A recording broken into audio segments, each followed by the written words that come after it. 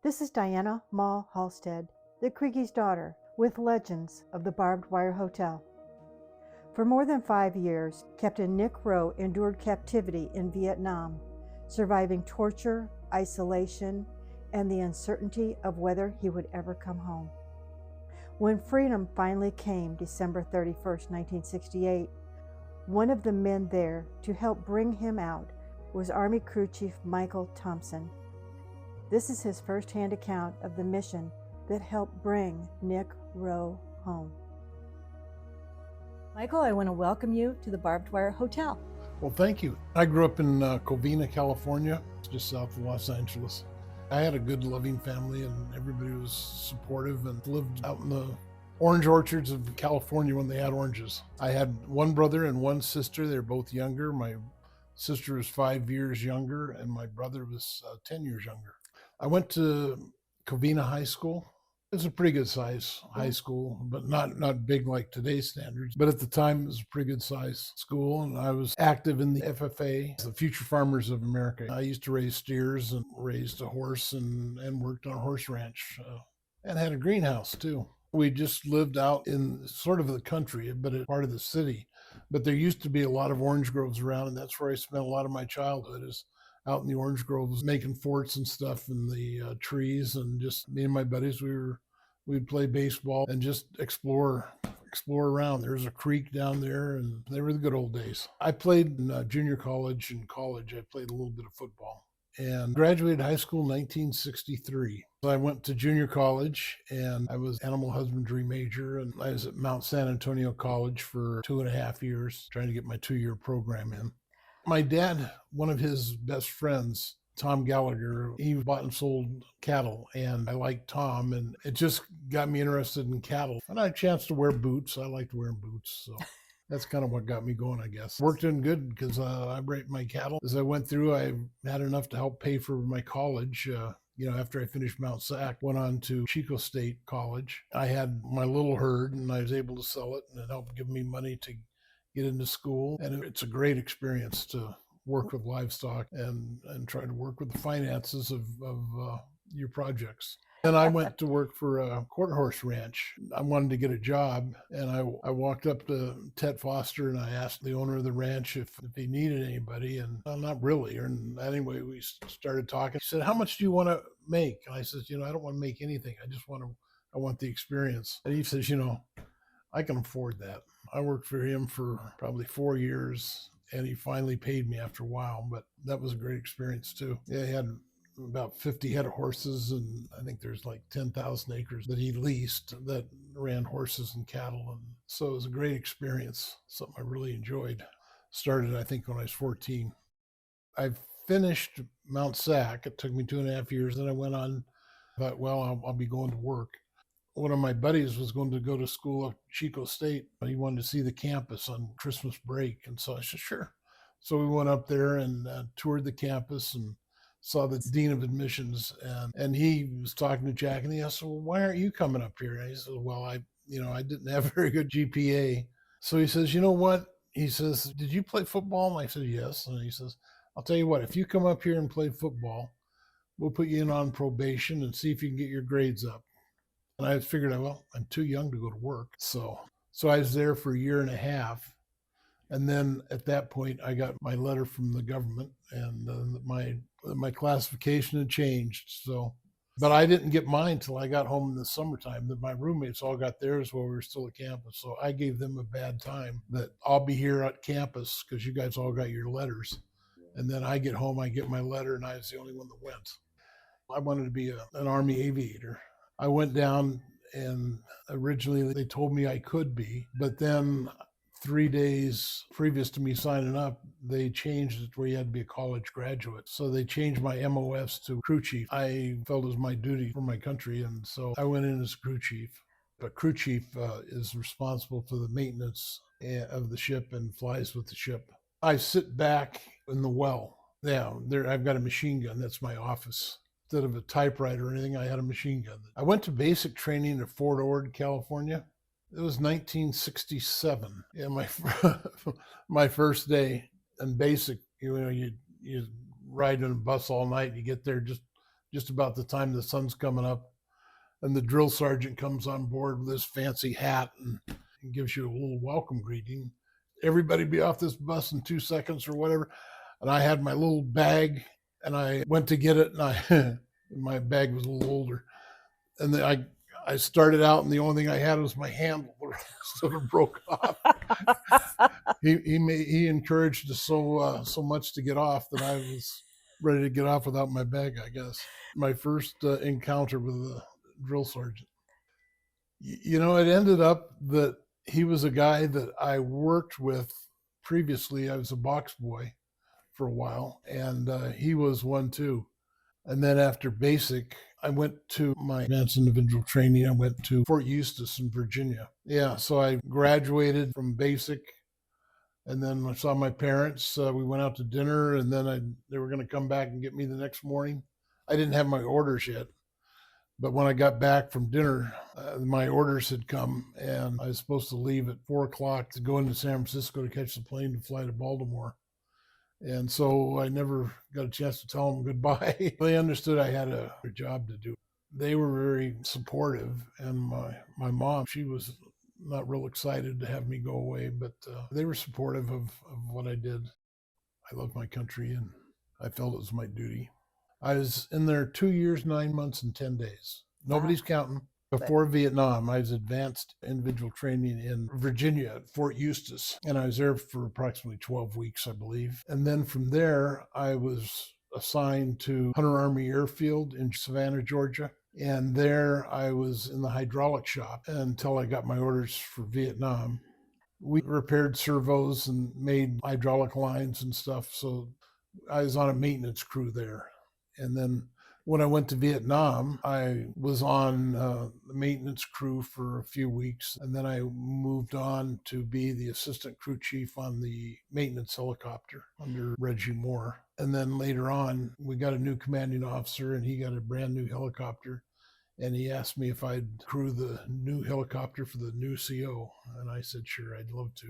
The unit had gone over before I got there, and they flew the helicopters all the way out to Oakland, where they put them on a ship, and most of the guys went over on ship. But I went over later. I went up to Washington and went out of the Air Force Base there. We went to Alaska, and then Japan, and then Cam Ranh Bay, Vietnam. And then they put me on a plane, and I flew from Cam Ranh Bay down to Zion, which is just north of Saigon. And I joined the 7th of the 1st Air Cavalry. And that's where I started aircraft maintenance. And then I went on to as assistant crew chief on the maintenance ship. One of the things we did was recover loaches. In an air cav, there's 3 types of aircraft. There's the scouts, which fly a Loach light observation helicopter. And their job is to fly less than 50 feet off the ground and explore around, see what they could find, basically draw fire. They would go and they'd look through windows in hooches and stuff. We called them the guys with the brass balls. Their job was to scout, and their job on site was to fly less than 50 feet and just keep moving, move fast, and see what's there. And then when they found something, then we had Cobras that were flying, I think it was 2,500 feet. So we'd have 2 Loaches, the lead and his wingman, and then we had 2 Cobras. And then if the Loaches found something, they'd pull off right away. Loaches were real quick, and the gunships could come in and take out whatever needed to be. They had rockets and miniguns, and then I flew on the command and control helicopter, which we flew at 1,500 feet. And oversaw the operation. And a lot of times we'd have the commanding officer for the ground troops or for some type of support flying with us. And we had a number of radios so that people could communicate with what's going on to the people down below as well as to the other people in their unit. Our purpose was to direct the operation. So I flew with the commanding officer, Major David E. Thompson. He was from California too, and he went to Davis, so he had an agricultural background. We got along great. I flew with him for 5 months, and it was a great experience. He was a devout Christian and just really a neat guy. We flew at about 1,500 feet, and he could direct the ships wherever he needed them to go. And a lot of times we'd support troops on the ground.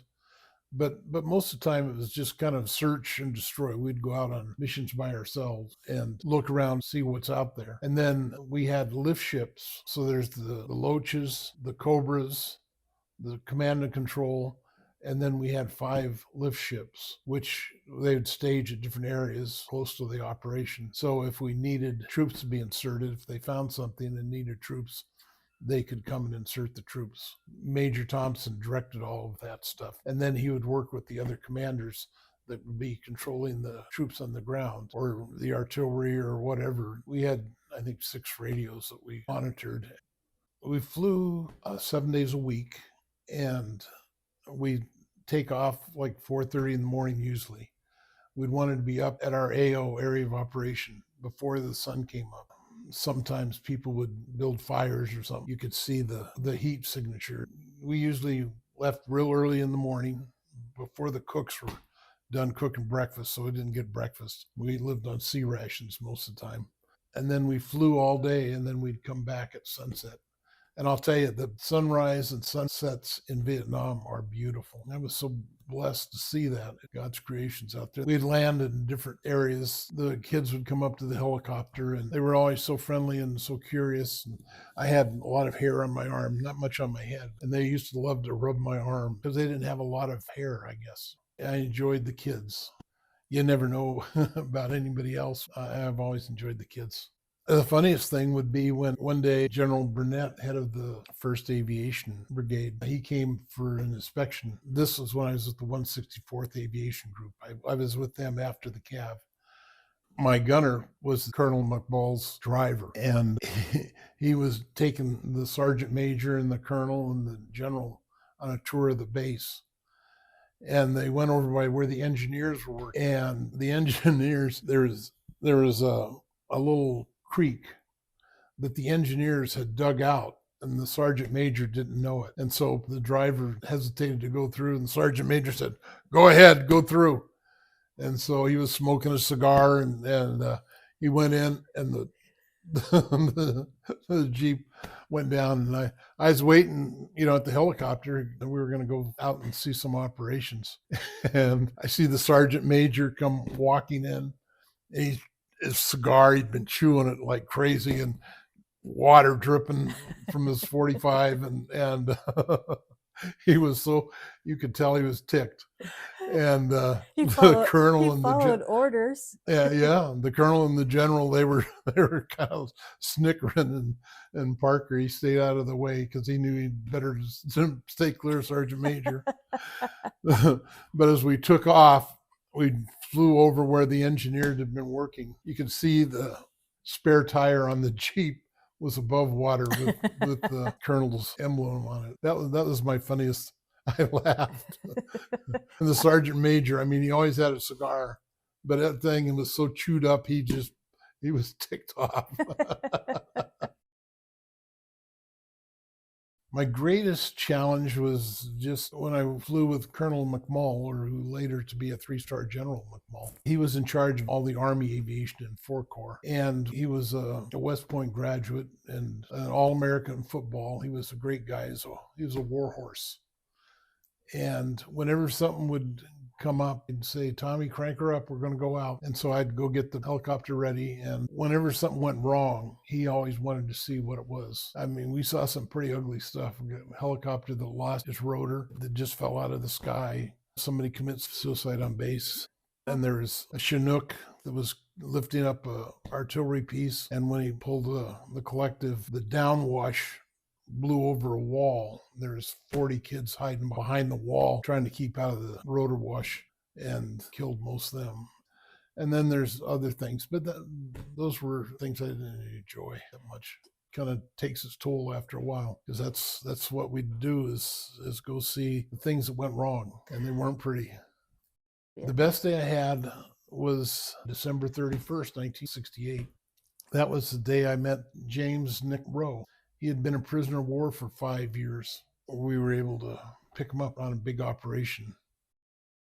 It was December 22nd, and we were working the biggest operation I'd ever been on. We're an air cav unit, and there's lift ship companies. They'd have 10, 12 helicopters, maybe more. They have troops that they would insert. Our job is just to go out and assess damages and stuff like that, but they would insert troops. We were orbiting about 2 miles from the human forest, the forest of darkness, down in the southern tip of Vietnam, and we're waiting for a B-52 strike. And there was 3 B-52s. You couldn't see them up above the clouds. But just right on time, they came through and they dropped their loads. I think each of them has about like 30 tons of ordnance. They're flying in a formation and they just open up the doors and down come the bombs, big ones. But we were like a couple miles away and you could see where they were hitting. You could see the trees flying, the mud and the brush. It's called the human forest. It was a jungle. It was overgrown with trees. You just can't get in there. But it cleared a lot of that out. There was supposed to be 2 regimental headquarters for the NVA, North Vietnamese Army. The B-52s dropped their bombs and we saw everything going up in the air. Then we rushed in right after that to assess what's going on. And we started the operation then and we worked that area for 12 days. People that were there, they hit the target and you could get in, the trees were out so we could see what was going on. And you could see the craters 20 foot deep where the bombs hit. And the trees were gone, and they had their regimental headquarters down there, and they had different units throughout the jungle in that area. So they were all running in different directions, I guess. So the lift companies inserted troops, and they started going through, and we started going out and search and destroy and hunter-killer missions. And we'd find people exiting. Down where we were at was a delta area, and the French had built canals all through there, so they didn't have roads. They basically had canals. People got around in sampans.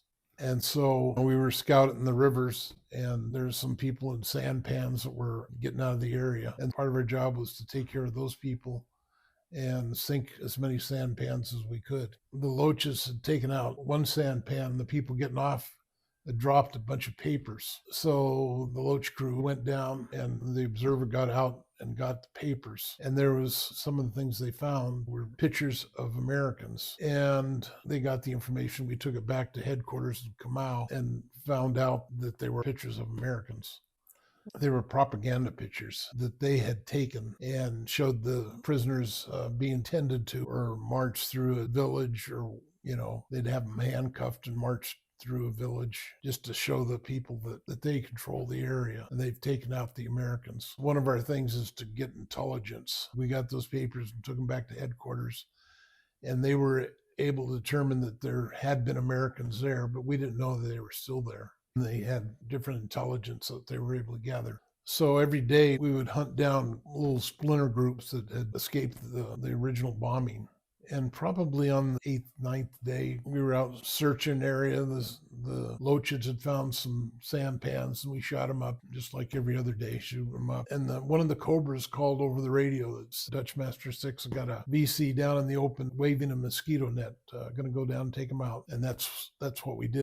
The commanding officer, Major Thompson, said that, wait, I want to take a prisoner, because our job is to get intelligence too. And so that's what we tried to do is get prisoners and whatever intelligence we could get to take back. It looked like a trap. You got a guy down there in a free fire zone and he's waving a mosquito net. That's not the healthiest thing to do. One of my jobs is to take prisoners. And while I was over there, we took over 30 prisoners. So he says, Tommy, I want to pick them up. And it looks like crap. If you need to, just take them out. But I'd like to get a prisoner. Normally I'd get off and, we'd get them to drop their weapons. If they dropped their weapons, I'd go out and get them and bring them aboard. But he didn't have any weapons. But he had a bag of stuff, so I wasn't sure. So I cleared the bag, and he ran and jumped, got on the helicopter. And I got his bag. I couldn't stop him from getting on the helicopter. I know he seemed anxious. I had my 45 out and on him and cleared the bag. There's nothing in it, explosive or anything. I let him keep his bag. And he jumped on the floor of the helicopter and he just started yelling, "Go, go, go." And then he started praying. So we pulled out and I was putting down suppressive fire, keeping an eye on him. We got up out of a little ways and asked him, trying to get some information from who he is. Because I could tell, as I saw him out there, that he didn't look like a Vietnamese.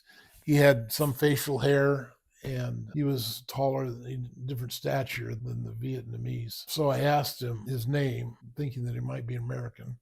And sure enough, and he says, Rowe, Rowe, Rowe.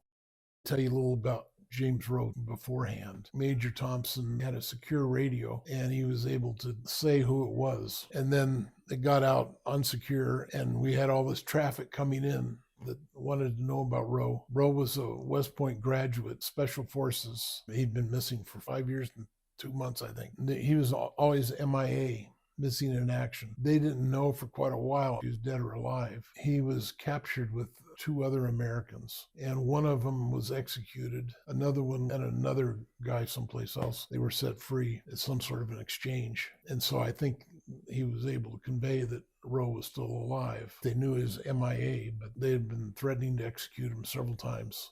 After we flew up, got Rowe in, we had a special radio on the command and control helicopter. Major Thompson put it over the air. It was an American named Rowe, Rowe.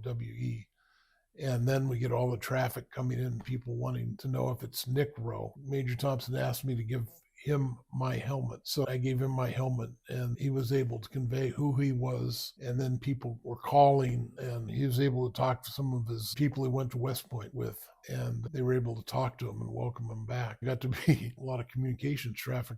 And then we flew back to POW, which is the headquarters where we were working out of in that district. We were taking him back to a base. It was funny because there was hundreds of people that I don't know how many of them knew him, but everybody was there to see the American prisoner coming out. And we actually couldn't land where we usually land because there's so many people. So we went to the general's spot that he could land. So we went and landed there so we could offload him. When he went to Vietnam, he was a first lieutenant. And when we recovered him and brought him back, they made him a major. So he went in his black Ho Chi Minh pajamas, comes out with a uniform that didn't fit him very well, and a jacket. And the jacket had major insignia on it. And then they rushed him off to Saigon to debrief him.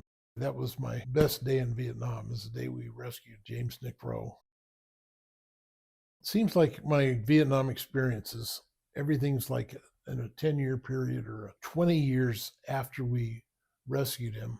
I never got to talk to him, so I called Colonel Thompson to see what he thought about a reunion. So we were trying to think something up, and at that time, he was assassinated. He was in the Philippines, and he was on a mission with the CIA and Special Forces fighting the New People's Army, the Chinese army, down in the southern end of the Philippines. He found a list of people that they wanted to eliminate, and he was on the list. And he'd sent home his Bible and his green beret to his family. He was in the back of an armored limousine. Normally, it wouldn't be something you could get to, but the air conditioning was out on the car, and it's hot and humid in the Philippines.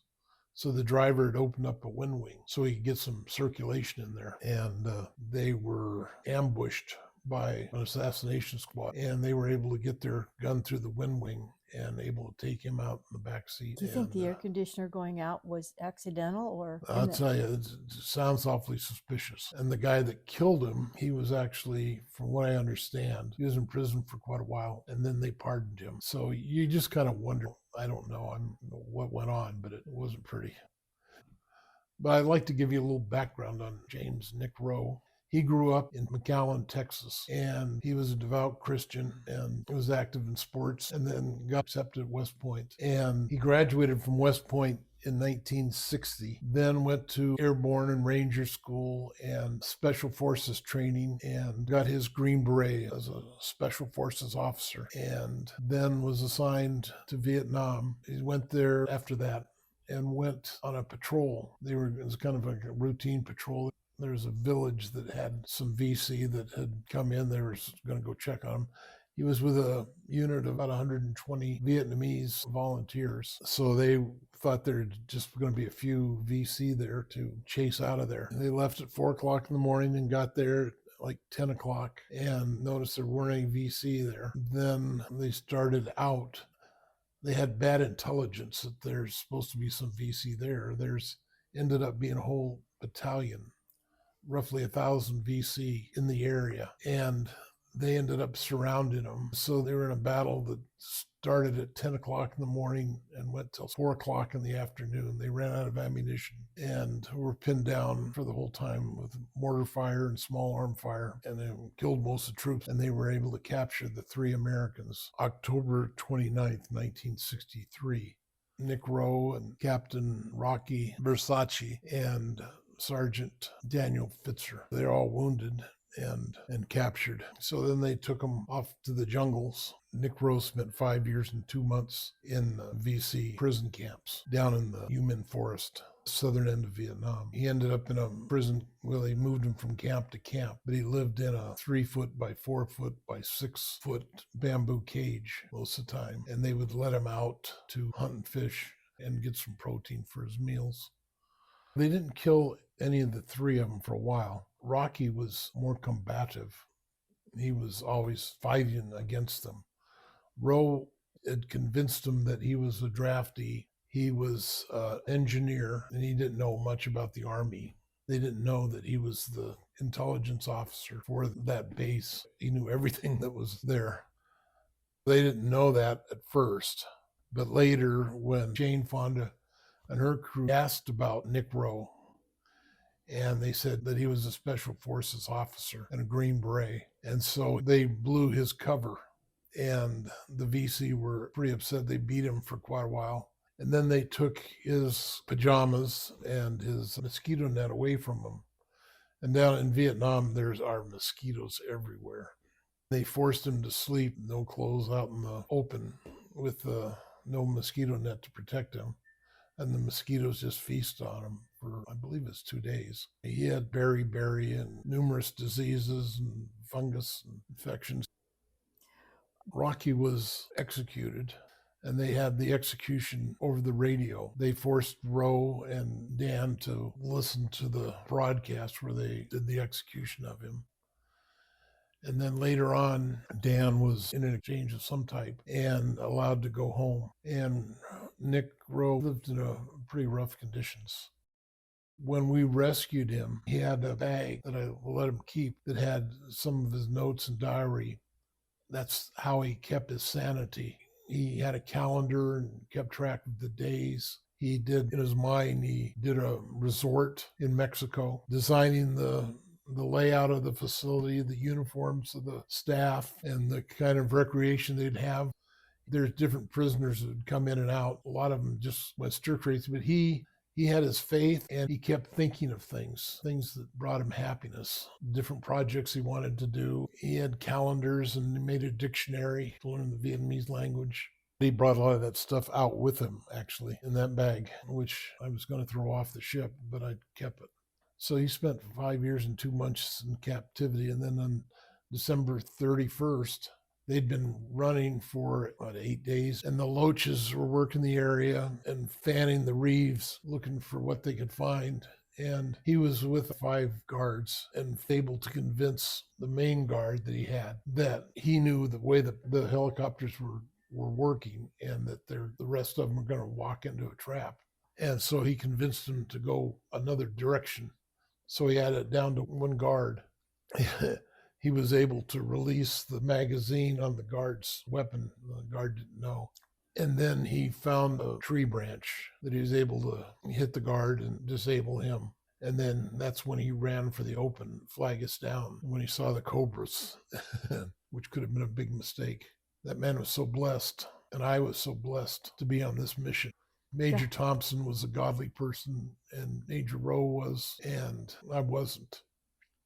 You know, for years, I'd always think about that. You know, why wasn't he killed in the B-52 strike? Why wasn't he killed by the Cobras? You know, they threatened to execute him, and why they didn't execute him. And I didn't pull the trigger. It looked like a trap, but he survived all that. That helped bring me to Jesus later on in life. Just thinking about all that stuff had a strong influence on me and changed the trajectory of my life. When he got back, went out of the Army, got into politics and didn't like that. And then when I was over there, after I was with the CAV, I went to the 164th Aviation Group and flew with Colonel McMall And Colonel McMall ended up commanding officer for the Green Beret in Fort Bragg, and then the John F. Kennedy Special Warfare Center and School in Fort Bragg, North Carolina. General Mack was in charge of the 18th Airborne Corps, and then the U.S. Army John F. Kennedy Special Warfare Center and School in Fort Bragg, North Carolina. Through his experience and time at the Pentagon, and General McMall convinced Nick Rowe to come back in the military as a lieutenant colonel and set up the SARS camp, which is a survival, evasion, resistance, and escape program that they set up for the special forces, and other units of the service use it too. And he helped set up what they call Nasty Nick, which is a 19-day exercise the special forces have to do. I've met a lot of people in my travels that have been through it, and a lot of them have met Nick because he was there for years. And then he got promoted to colonel and went to the Philippines. Because the CIA and special forces were involved in an operation with the New People's Army, which had been active down in the southern part of the Philippines, were working their way up. I'm not sure exactly what all he did there, but he was on their naughty list. They had about 4 people listed to be assassinated. He knew a couple days before it happened that he was on the list. After he got back from Vietnam, he was married and had 2 daughters. And then he was married to the current bride at the time when he was in the Philippines. And he had 2 sons. So he sent his Bible and Green Beret, those cherished things, back to them, not knowing what was going to happen, but he wanted them to have them in case something did happen. And then on April 21st, he was assassinated. He was in an armored car at the time, and the air conditioner was out. We don't know if it was out for a reason or not, but the driver had the wind wing open. Otherwise, they wouldn't have been able to get to him. And they were able to get a gun in there and kill him. Major Thompson had a niece, and she was an author. She wrote magazine articles and worked for different magazines. She had contacted Rowe's original family, his first family. And later on, after Major Thompson died, the Blackhawks have a plaque that we give the families of the past troopers.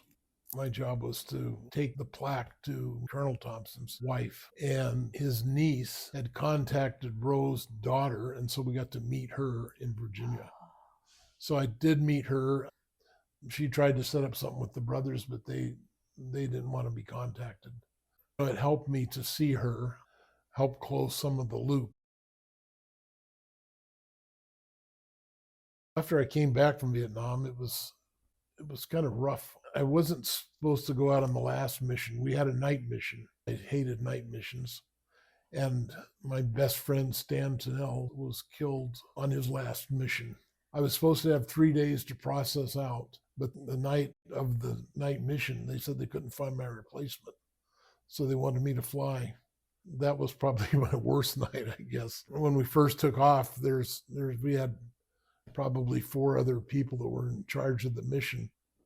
One of them had moved and left his seatbelt loose, and the seatbelt flew down and hit the bottom of the helicopter, and I thought we'd hit the rocket or something. Luckily, I had my seatbelt on because I was going to jump out of the helicopter.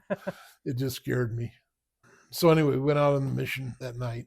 Next morning, we got back, and then I heard that one of the ships from my troop, when I was with the CAV, didn't make it back. It had some of my buddies on it. And so I had to catch a plane to get the Freedom Bird back home. And, I just knew that 4 of my friends were missing. And then I get home, and it just, through all the stuff I'd been through, it was just hard to go from, that mission that night to the next time I got off the plane. I was back in America, and just to kind of disconnect the two, it was hard. I guess I had PTSD. I just didn't feel comfortable being around people. And my family loved me, and I had a girlfriend. And, everybody was so nice to me, but I could not get in the mood to be with people. Took my dog and went up in the hills for a couple days. And then I came back, and I had a month's leave. And after 2 weeks, I actually reported early back to Georgia, because I just, everybody was so nice. Everybody loved me. I mean, I just couldn't process things. And I needed to be back with people that understood what I was going through, I guess. And so I went back to Georgia. And when I got back there, I was assigned to the crash recovery team. Before I mentioned I was in the Army for 2 years, 9 months, and 10 days. Jack North, my roommate from college, talked to me and asked if I could get out early to help him run a sugar beet dump for him in the San Joaquin Valley. So I decided that I was going to go back to school when I got out, and I figured this would give me a chance to make some money, and it sounded like something that'd be interesting. It was a great project for me because it was 2 months. I worked 7 days a week, 12 hours a day. The sugar beets kept coming in. We kept loading train cars and shipping them out. It was a good transition from the service to get me out of the mindset of the service and then get me ready for college. And I saved a little bit of money to help with my beer allowance. My commanding officer said I was mission essential and wouldn't let me leave early. And so that kind of upset me. So I called General McMull, and who was in the Pentagon, and said, "Sir, I had this opportunity and I wanted to do it." And he says, let me talk to the base commander and see. Well, I guess they'd just been to the War College together. So I get a call to go see the base commander. And I thought, oh, am I in trouble? And I go in his office and he said, "Sit down, Tommy," and said he'd been talking to General McMull, and he's an old warhorse buddy of his. They just finished the War College, and tell me your story. And then the next day I got my orders that I could exit the Army. So that's how I got to 2 years, 9 months, and 10 days. Then I started back at college at Fresno State, where I graduated. I had a degree in agricultural economics. I had roommates that were veterans. I didn't know where to live, and I got an apartment. I just rented a space in an apartment, and there was some other vets there. And so we decided we needed to set up a group, have ourselves a drinking group. We call it the Humble and Shy Club. And then we met every Thursday for shit night, which is sure happy it's Thursday. So it was good being around other vets. The other vets, one was a Marine and the other one was from the Coast Guard. He hadn't been over there, but it was an experience. And then after I graduated from school, I tried to figure out what I wanted to do. And I was always majored in agriculture. And I ended up getting a job with Bank of America as an agricultural appraiser. And I didn't want to work for a bank. That's the last thing I wanted to do. But I couldn't find a job anywhere. I used to show livestock and stuff when I was in the FFA, and B of A sponsored a lot of those programs. And so I contacted the guy that I worked with, when I was FFA that worked for Bank of America. And he said they didn't have any position, but he says, "We're looking for an agricultural appraiser." And I hadn't found any jobs. So I figured I'd do that for 6 months until I found something I wanted to do. And then I retired, 42 years later. I finally retired from that type of work. I worked for several different banks. But 10 years after Vietnam, every New Year's, I think of Nick Rowe. He's on my mind. For about the first 10 years, I had hangups. And about 10 years after Vietnam, on New Year's Eve, usually I'd go out and party or something. But I heard of a church group was having some singers and stuff, and somehow I ended up there. And I was able to pray for Roe, and later on we went to a different church. Somebody had recommended another church, and I went with a couple other people that I met at the first church, and we ended up going to Fruitvale Community Church, and it was a lot different. It was a lot of fun.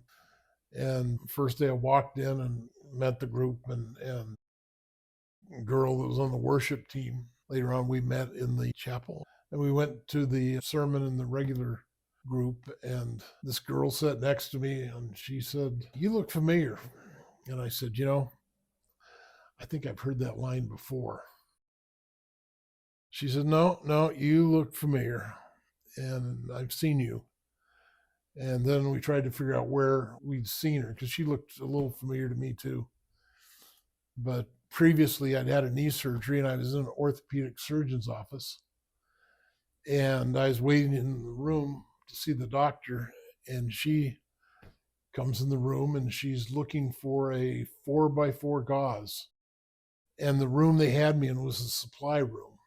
And so she was going through all these cupboards and cabinets. And I said, "What are you looking for?" And she says, "I'm looking for a 4x4 gauze. I think it's in that drawer right there." And she gave me a dirty look, and she left the room, and she went and got her supervisor. Oh, geez, I'm a wise ass, I guess. But the supervisor came in and went to the drawer where I told her the 4x4 would be, and that's where it was. It was quite simple because eliminate, she went to everything except that one drawer. Gotta be where it's at. So all I did is, I just gave her a little look like, "I'm sorry, I found it, but so I was a wise ass then, and I was a wise ass when we met again in church. We worked together on various projects for the singles group, and we put together bike rides and sailing trips and spaghetti feeds and different things. We didn't date, we just worked together on different things. One time I was going down to my folks' house down in Southern California. I was in Bakersfield at this time, and asked if she wanted to go down with me. And we went down and had lunch. One of my dad's high school friends was there. So we had lunch together, and then he comes over to me after a while and he says, I was in my pickup truck. I had a box with my tools in there, and I keep my tape measure and cameras and stuff. He says, "Why don't you move that box over to the other side and let the little lady sit there?" And so I did. And then we started dating after that. So he got me involved in agriculture and helped me meet the love of my life. And that was 45 years ago. So that was another good day of my life. So I have nothing but good days. So this was 10 years later when I met her. And then 20 years is when I wanted to have the reunion. When I first got out of the Army, I was just glad to be out of the Army. And then at 20 years, I started thinking about it again. And I thought, I'd like to meet him. I thought about him. And so I called Colonel Thompson, and we were talking about having a reunion. And then that was about the time that he got assassinated. So I never get to have the reunion. And then I was talking to General McMull after that, and he was telling me how he helped get Rowe back in the service at Fort Bragg to set up the Sears course. So amazing the way all this stuff tied together. I had a hard time processing still my Vietnam stuff. And my wife, Patty, and I were in a small group for about 7 years with our pastor and his wife and 4 other couples. And I was able to unload some of my baggage. And then we went to an Acts retreat, and I was able to write a lot of them down and then nail them on the cross. It helped me to unload a lot of that baggage. So I was able to start to open up a little bit about Vietnam. Then at 40 years after Vietnam, I wasn't involved with the Blackhawks. That's the unit we were in. We were B Troop of the 7th, the 1st Air Cav. And at 40 years, I wanted to find out more about it. I heard they had a meeting in Washington, D.C., and I decided I wanted to go. They were going to honor the guys that didn't make it. So I wanted to go to do that. And so I went back to Washington, D.C. to the meeting, and we went to the wall. And it was amazing. I'd help unload some of my baggage 20 years earlier, and it was amazing to me how many people still had a lot of baggage. And there's 3 of them, at least 3, that couldn't go down to the wall, couldn't face it. I worked with Lou Sanders, and we were able to get them down there to the wall and hopefully help break some of the barrier. And I felt good trying to help people. I knew what it was like to be in the box. So that was about 40 years. And then we went to a church. They were going to have a mission trip. Well, I'm not a mission trip kind of guy, but it was to the Philippines. And this was all happening, the trip back to Washington, D.C. for the Black Hawk reunion. And then the thing for this mission trip to the Philippines came up. And then somehow we signed up for a cruise of the South China Sea. And it's amazing the way all this stuff tied together. So anyway, I went on the mission trip to the Philippines.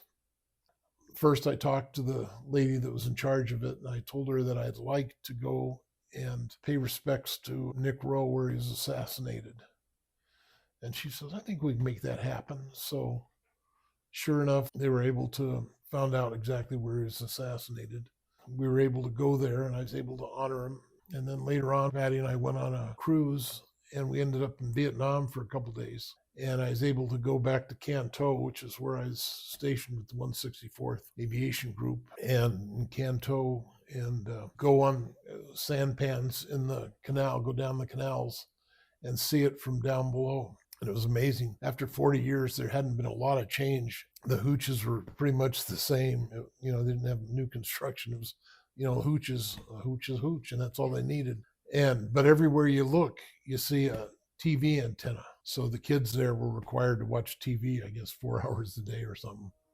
It was good to go back, and I love the people down there are nice. I like the people of Vietnam. It's kind of amazing because, Nick Rowe went through a lot, and he died for his country, and then Jesus died for us. I don't know, for people caught up in the jungles of life, Jesus is there for you. I found my way. That's good. You had help. Yeah, I got out. It's like that prayer footsteps in the sand. Yes.